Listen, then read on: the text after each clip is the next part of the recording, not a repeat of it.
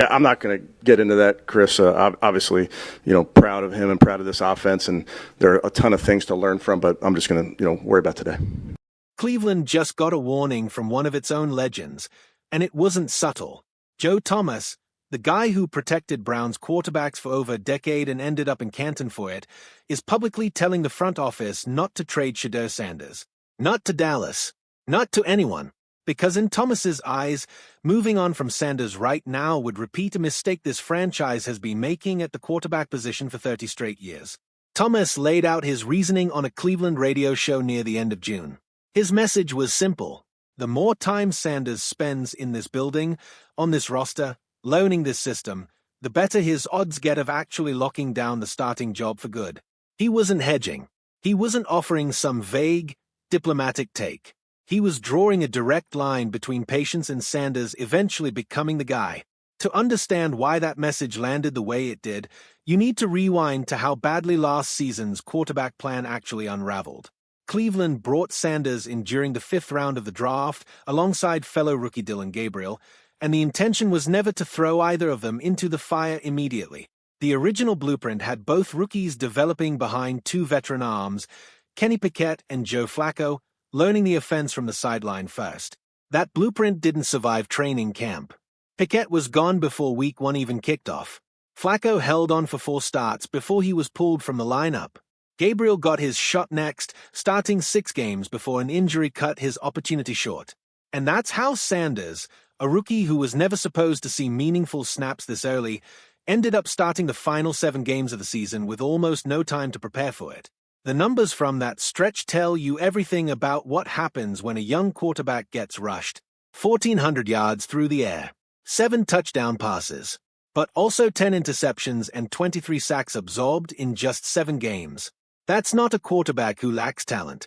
That's a quarterback who got thrown into live fire with none of the structure or protection that was originally promised to him. Thomas didn't try to spin that stretch into something it wasn't either. He was upfront that Sanders got forced into action in the middle of last season before he was actually prepared for it. He said there were high points and low points, exactly what you'd expect from any young passer dealing with that kind of situation. To Thomas, Sanders still qualifies as a development project, not a finished evaluation, and development projects need real time to pay off. Now Sanders is walking into year 2 with a legitimate quarterback battle ahead of him against Deshaun Watson, who's finally working his way back from a long-term injury. Word out of this offseason's practices has been more encouraging than last year's chaos, with Sanders reportedly showing sharper decision-making and better awareness of pressure in the pocket. Whether that improvement actually shows up once real football starts is still the biggest question mark hanging over this Cleveland quarterback room. That uncertainty is exactly what's given Dallas an opening to make noise. Trade rumors linking Sanders to the Cowboys have picked up steam, with Dallas standing out as the most serious suitor ahead of teams like Jacksonville and the Jets. The interest from Dallas isn't complicated to explain. Jerry Jones has always been willing to chase a big name, and Dak Prescott's injury history plays right into that thinking. Prescott has missed 4 to 5 regular season games since 2020, which makes a cheap, high-upside backup option extremely appealing for a team built to win now.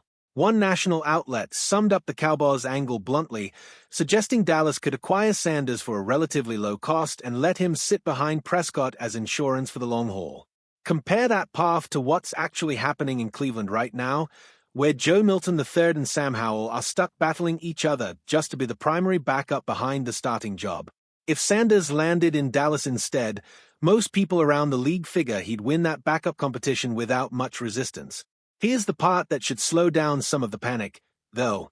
According to longtime Browns insider Mary Kay Cabot, Cleveland isn't out there actively shopping Sanders to other teams.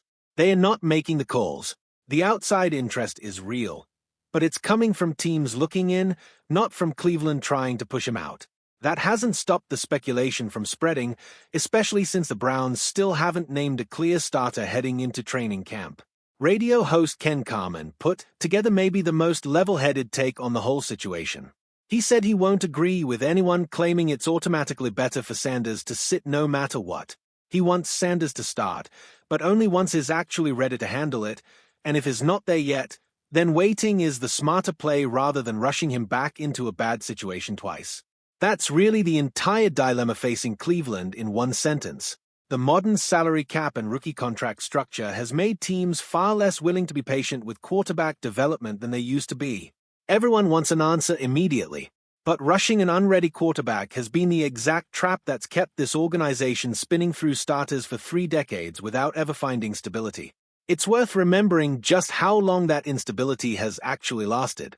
Since the franchise came back in 1999, Cleveland has burned through more starting quarterbacks than almost any team in football, moving from one short-term fix to the next without ever settling on a real long-term answer. That history is precisely why a warning from someone like Thomas carries so much weight in this fanbase. He's not an outside voice throwing out a hot take for attention. He lived through years of chaos at this exact position and watched firsthand how much damage rushed decisions can do to a young player's confidence. There's a financial piece to this too that shouldn't be ignored. Sanders remains on his rookie contract, which makes him one of the cheapest assets Cleveland controls while they figure out their long-term direction at the position. Trading him away now, before that deal has even played out, means absorbing all the risk of last season's rough stretch without ever finding out whether it was simply bad circumstances rather than a lack of ability. If Sanders turns into even a solid starter somewhere down the line, whatever Cleveland got back in a trade today would look small in hindsight. So heading into camp, nothing about this situation is settled. Sanders still has to win the job on the field, and Watson is a real threat to that once healthy. But the bigger question isn't really about talent anymore. It's about whether Cleveland's front office has the patience to let this competition actually play out, or whether pressure from Dallas and everyone else ends up forcing a decision before camp even wraps up. If Joe Thomas gets his way, the Browns stay patient, ignore the trade calls, and let Sanders finish the story that got interrupted last season. Whichever direction Cleveland goes, the timing here matters more than usual. Training camp is right around the corner, and every rep Sanders takes from this point forward is going to get measured against a season that never gave him a fair chance to begin with.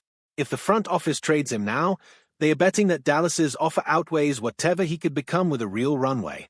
If they hold on to him, they are betting on the version of Sanders that flashed promise between the mistakes, the one Thomas insists just needed time to actually develop. Either way, this decision is going to shape the next several years of quarterback play in Cleveland, and it's coming faster than anyone in that building probably wants it to.